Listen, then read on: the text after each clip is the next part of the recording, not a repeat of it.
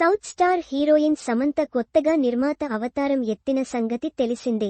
ట్రాలాలా moving pictures బ్యానర్లో సమంత సినిమాలు నిర్మిస్తుంది. ఈ బ్యానర్లో మొదటి ప్రాజెక్టుగా శుభంని తీసుకొస్తుంది. న్యూ టాలెంటెడ్ పీపుల్తో సమంత చేస్తున్న ఈ ప్రయత్నం ప్రేక్షకులను మెప్పించేందుకు రాబోతుంది. సినిమా బండితో మెప్పించిన డైరెక్టర్ ప్రవీణ్ కండ్రేగుల డైరెక్షన్లో శుభం సినిమా వస్తుంది. ఈ మధ్యనే శుభం సినిమా టీజర్ రిలీజ్ అయి ప్రేక్షకుల నుంచి మంచి రెస్పాన్స్ తెచ్చుకుంది. ఒక మంచి సెన్సిబుల్ కంటెంట్తో హ్యూమర్తో కూడిన సినిమాగా శుభం వస్తుంది.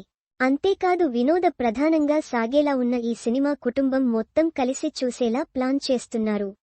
ఈ క్రమంలో శుభం సినిమా రిలీజ్ డేట్ లాక్ చేశారు మేకర్స్. సినిమాను మే 9న రిలీజ్ చేయాలని ఫిక్స్ అయ్యారు.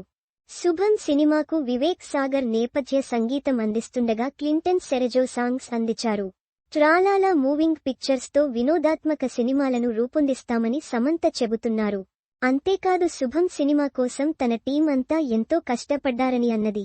మే 9న శుభం సినిమా రిలీజ్ లాక్ చేశారు. అయితే ఆ డేట్కి power star Pawan Kalyan Harihara Veeramallu cinema release lock చేశారు.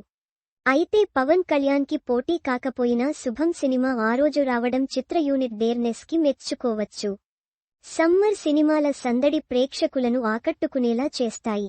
సమంత తన మొదటి ప్రొడక్షన్ సినిమాను కూడా సమ్మర్ రేసుకి దించుతుంది. అయితే శుభం సినిమా కంటెంట్ ఓరియంటెడ్ మూవీగా వస్తుంది.